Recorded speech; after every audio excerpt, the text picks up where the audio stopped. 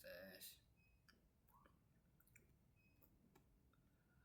Oke, baik, sebelumnya perkenalkan, nama saya Ahmad Ramdhani dengan nomor NPM 2478234. Oke, pada video kali ini saya akan mengerjakan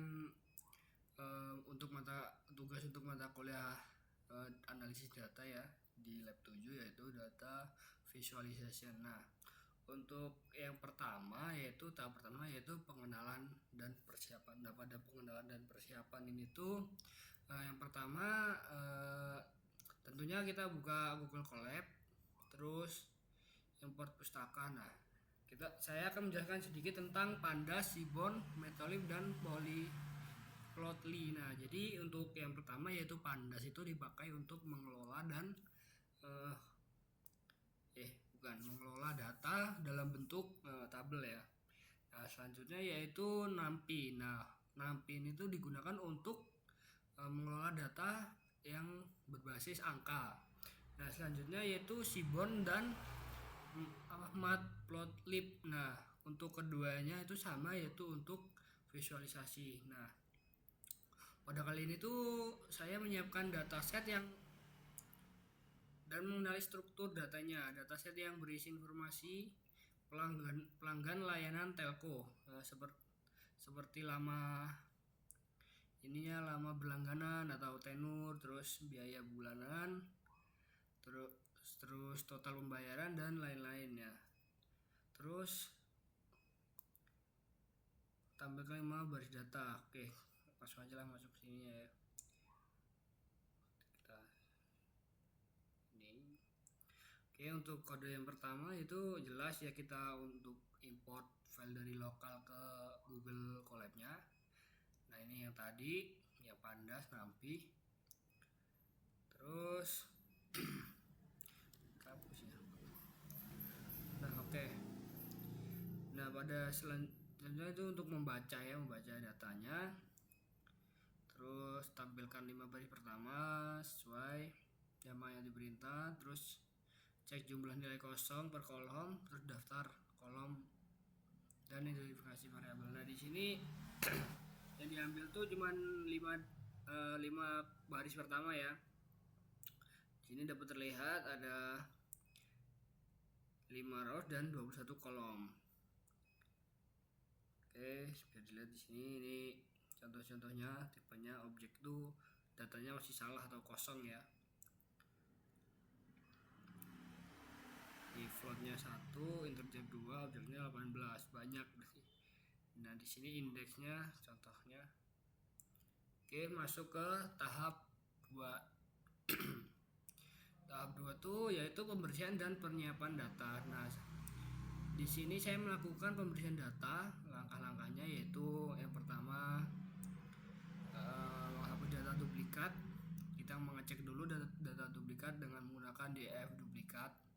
Nah, terus selanjutnya kita menghapus data kalau ada yang duplikat dihapus. Terus selanjutnya mengubah total change menjadi numerik ya. Jadi numerik mana sih? Nah, ini numerik. Oke, terus mengisi nilai kosong dengan median dan mengganti kategori no sama yes-nya jadi 1, no-nya jadi 0. Selain itu kategori seperti no internet service tuh diubah ya menjadi no agar lebih seragam, karena di dalam file yang masih kotor itu ada yang tulisannya no internet service. Terus hasil akhirnya dataset itu menjadi bersih dan siap digunakan untuk visualisasi. Nah, disimpannya dalam bentuk telco customer clean ya. Oke, seperti ini prosesnya. Oke, udah. Nah, sini kita masuk ke intinya ya. Di sini kan untuk tugasnya yaitu setiap visualisasi harus disertai penjelasan verbal. Oke, langsung saja masuk ke visualisasinya yang pertama. Nah, ini untuk kodenya. Ini langsung saja kita masuk ke visualisasi pertama. Nah, yang visualisasi pertama yaitu distribusi monthly change. Nah, dapat dilihat di sini grafik ini tuh menunjukkan distribusi biaya penggunaan pelanggan bulanan ya. Nah, terlihat sebagian besar pelanggan membayar di bawah 80 dolar. Bawah 80 dolar per bulan. Nah, kurva terlihat agak bergelombang tapi cenderung seimbang di tengah. Nah, yang artinya tuh biaya bulanan tersebar cukup merata antara pelanggan murah dan pelanggan mahal. Oke. Untuk interpretasi monthly change-nya, distribusi itu relatif normal, penyebaran data cukup seimbang. Oke, selanjutnya masuk ke distribusi tenor. Nah, pada distribusi tenor ini dapat dilihat ya sebaran lama penggunaan berlangganan ya. Banyak pelanggan baru dengan tenor rendah di sebelah kiri dan juga pelanggan lama di sisi kanan yang berlangganan lama. Nah, polanya itu cukup merata tapi ada dua puncak terbesar. Oke, menandakan dua kelompok utama yaitu pelanggan baru dan pelanggan setia. Oke. Nah, interpretasi tenornya itu distribusi tenor akumulatif normal, penyebaran data cukup seimbang. Nah, selanjutnya yaitu distribusi total change. Nah, dapat dilihat di sini untuk grafik ini tuh memperlihatkan total biaya yang sudah dibayar pelanggan selama berlangganan. Nah, sebagian besar pelanggan tuh punya total biaya di bawah 2000 dolar ya. Sedangkan sedikit yang mencapai lebih dari 8.000 dolar. Nah, ini tuh menunjukkan sebagian besar pelanggan belum lama berlangganan. Nah, untuk interpretasi total change-nya tuh distribusi total change relatif normal, penyebaran data cukup seimbang. Nah, selanjutnya yaitu masuk ke box plot monthly change. Dan pada selanjutnya yaitu box plot itu menunjukkan sebaran total biaya pelanggan.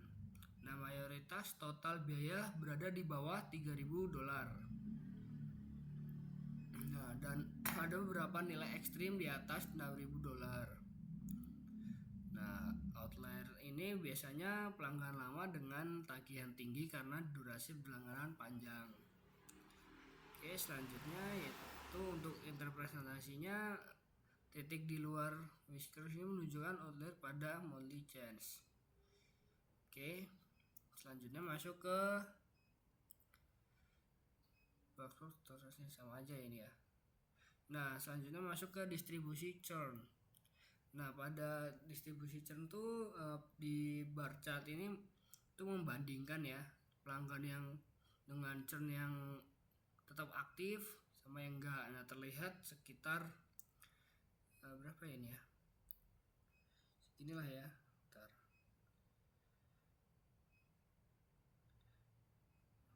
Inilah kira-kira ya. Nah, pelanggan berhenti berlangganan. Berhenti. Nah, artinya tuh sebagian besar pelanggan masih bertahan juga di sini. Tapi angka churn cukup signifikan untuk diperhatikan. Nah, jadi interpretasinya churn itu sekitar ini 26% pelanggan berhenti langganan. Di churn 1 malah di churn 1 ya. Oke, selanjutnya berarti ini masih berlangganan, berarti masih banyak yang berlangganan ya. Oke, selanjutnya yaitu distribusi kontrak. Nah, pada distribusi kontrak nih grafik ini tuh menunjukkan jenis kontrak pelanggan. Nah, kontrak bulanan paling banyak digunakan ya di sini. Month to month.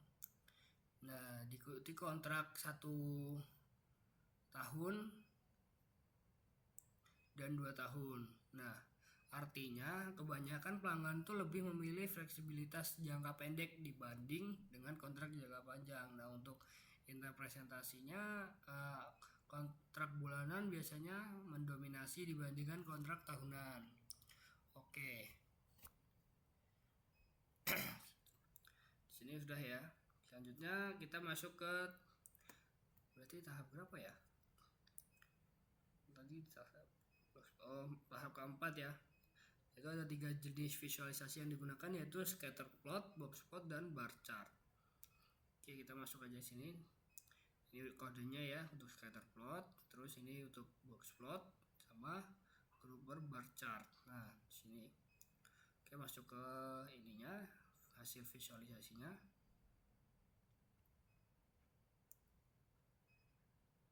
Oke, yang pertama yaitu scatter plot ya, tenor versus monthly change berdasarkan churn. Aduh, susah bener ini. Nah, dari scatter plot ini titik oranye tuh menunjukkan pelanggan yang churn. Nah, sedangkan biru adalah yang tetap aktif. Nah, pelanggan dengan tenor rendah atau baru berlangganan tampak lebih sering churn. Nah, sementara pelanggan lama dengan tenor tinggi itu cenderung bertahan. Nah, menunjukkan loyalitas yang lebih besar. Nah, untuk interpretasinya, pelanggan dengan tenor rendah cenderung memiliki tingkat churn lebih tinggi, Ini ya. Ini kan makin sini makin lama nih. Oke. Pelanggan lama jarang churn menunjukkan loyalitas lebih besar. Oke, selanjutnya yaitu box plot untuk monthly charge per kontrak. Oke, kayak gini aja. Nah, pada box plot ini tuh membandingkan biaya bulanan berdasarkan jenis kontrak. Pelanggan kontrak bulanan punya variasi biaya paling besar dan cenderung membayar lebih mahal. Ya, di sini. Sedangkan pelanggan dengan kontrak 1 atau 2 tahun tuh punya biaya lebih stabil, di rata-rata lebih rendah. Oke, ini untuk interpretasinya, pelanggan kontrak bulanan lebih memiliki variasi biaya yang lebih besar. Rata-rata biaya bulanan kontrak tahunan dan 2 tahun cenderung lebih rendah dan menunjukkan pelanggan kontrak bulanan sering membayar lebih mahal. Oke, selanjutnya yaitu masuk ke berdasarkan jenis kontrak. Nah, untuk yang ini yaitu grouped bar chart churn, grouped bar chartnya ya. Grouped bar chart. Nah, dapat dilihat di sini grafik ini tuh memperlihatkan proporsi pelanggan churn berdasarkan jenis kontrak.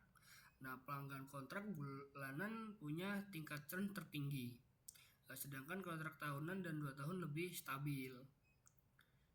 Nah, polanya itu menunjukkan semakin panjang kontrak tuh semakin loyal pelanggannya.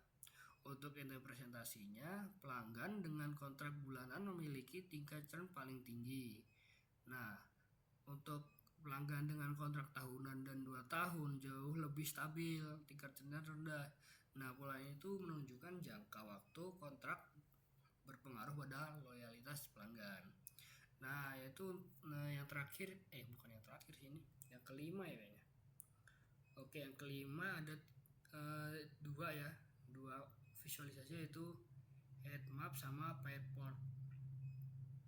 Oke, ini untuk kodenya ya. Ini heat map, terus ini pair plot. Oke, kita masuk ke visualisasinya. Nah, oke, dapat dilihat di sini ya. Ini untuk yang pertama yaitu heat map, korelasi antara variabel numerik. Nah, grafik ini tuh menunjukkan tingkat hubungan antara variabel numerik, terlihat korelasi kuat positif antara tenor dan monthly change sebesar 0,83. Nah, artinya makin lama pelanggan berlangganan tuh semakin besar total biayanya. Nah, sementara itu korelasi tenor dan churn itu bernilai 0,35 ya, yang menunjukkan pelanggan lama cenderung tidak churn. Nah, korelasi monthly charge dengan churn itu bernilai 0,19. Nah, yang artinya tuh semakin tinggi biaya bulanan, semakin meningkatnya peluang churn. Oke, selanjutnya masuk ke Fireport. Nah ini di Fireport ini ya. Nah di Fireport ini tuh memperlihatkan hubungan visualisasi antara variabel numerik. Gede bener ini kayak gini.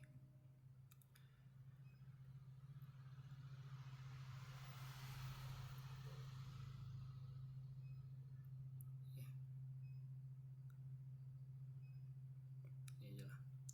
Menunjukkan visual antara variabel numerik ya. Nah setiap titik berwarna hijau ini menunjukkan pelanggan churn ya, sedangkan untuk titik merah-merah ininya itu adalah pelanggan yang masih aktif. Nah terlihat pelanggan dengan tenur pendek dan total charge rendah lebih sering churn ya, di sini terlihat. Nah pelanggan dengan tenur tertinggi itu cenderung aktif. Nah menandakan hubungan kuat antara lama berlangganan dengan loyalitas tadi. Oke, selanjutnya masuk ke tahap 6 yaitu visualisasi interaktif. Oke, untuk ini kodenya ya untuk visualisasi interaktifnya. Ada 1 scatter plot, terus 2 interaktif bar chart, terus ini versi histogram, refleksi umumnya. Oh ya, refleksi umumnya. Oke, masuk yang pertama yaitu interaktif scatter plot tenor versus monthly charge ya. Oke. Di sini grafik ini tuh grafik interaktif ini tuh memperlihatkan hubungan antara lama berlangganan dan biaya bulanan dengan warna berdasarkan churn. Nah, titik berwarna kuning ini tuh menandakan pelanggan yang churn. Nah, terlihat banyak di sisi yang di sebelah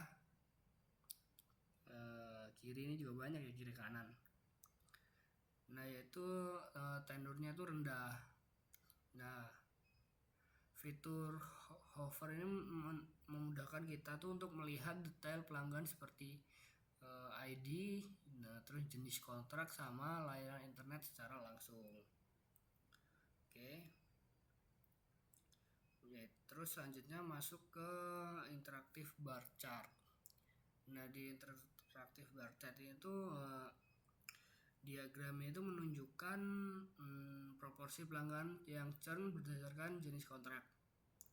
Nah pelanggan kontrak bulanan punya tingkat churn paling tinggi, sekitar 0,43%. Kalau ini berarti berapa sih? Ini 0,11 berarti 43% lah ya. Sementara pelanggan dengan kontrak 1 tahun itu sama 2 tahun itu jauh lebih stabil. Nah artinya tuh semakin panjang durasi kontrak, maka semakin kecil kemungkinan pelanggan berhenti. Oke, selanjutnya yang terakhir yaitu vested histogram. Nah pada vested histogram itu grafik menunjukkan atau membandingkan sebaran biaya bulanan untuk 3 jenis layanan, yaitu ada DSL, terus fiber optik, sama terakhir itu yang tanpa internet ya. Nah pelanggan fiber optik ini tuh umumnya memiliki biaya lebih tinggi dan tingkat churn itu lebih besar dibandingkan dengan DSL. Nah sedangkan pelanggan tanpa internet tuh berada di kisaran biaya rendah dan jarang churn. Nah jadi untuk grafik ini tuh menunjukkan dan membantu memisahkan pola perilaku pelanggan berdasarkan tipe layanannya. Nah selanjutnya kita kayaknya udah kelar untuk visualisasinya. Kita masuk lagi ke slide interpretasi dan insight. Oke, untuk interpretasi ini dari dari seluruh hasil visualisasi itu saya menemukan 3 faktor utama penyebab churn atau tenor rendah.